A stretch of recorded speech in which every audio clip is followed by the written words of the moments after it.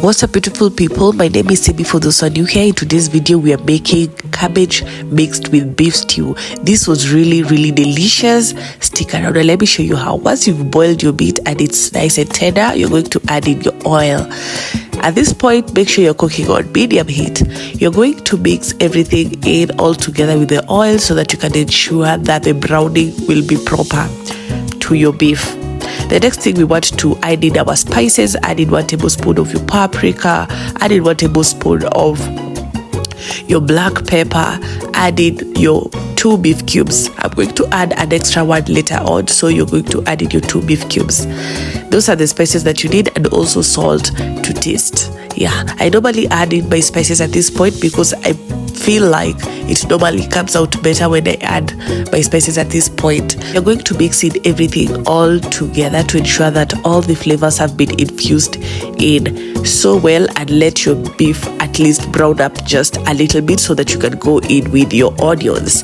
So now that it's browned up a little bit, go in with your 1 large chopped onion, and you're going to also mix everything all together again, and we are going to let everything cook all together to ensure that our onions are now nice and golden brown, and also our beef is properly browned.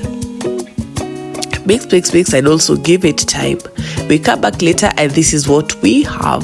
You're going to go in with your 2 chopped tomatoes. Remember to check out the description box so that you can get the list of the ingredients and the measurements properly if you've missed out on the video. We're going to add in our 2 chilies. This is optional. If you don't love chilies, don't add them, but I prefer adding chili because it adds that extra touch to my meal. If you know, you know.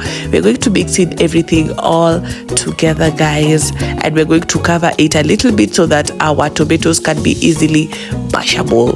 Yep. We come back later after a few minutes, and here we are. We just want to mash our tomatoes and ensure that everything is nice and smooth. Yes, so mix everything all together as you crush all the tomatoes inside there. If you've reached this far and you haven't subscribed to this channel and you're watching these recipe videos and they help you out, please subscribe to this channel. Hit the red button because it's for free. You can also give this video a thumbs up because it really supports this channel, and you can also comment down below I need to do. Yes, at this point I added in my extra beef cube like I told you guys before, and we are going to mix in everything all together and ensure that also the flavor has infused in properly. We want a balanced flavors. You're going to add in just a tiny little bit of water and ensure that the sauce is thick for your beef. Yeah, we don't want tofu like I normally say. We just want a thick sauce, and once it's nice and thick, let it cook for a little bit, and once it's nice and thick, you can go in with your cabbage. This combination, guys, I kid you not, this is such a perfect combination that you can ever have at home. So once everything is thick and you can see it, we are going in with our cabbage, guys.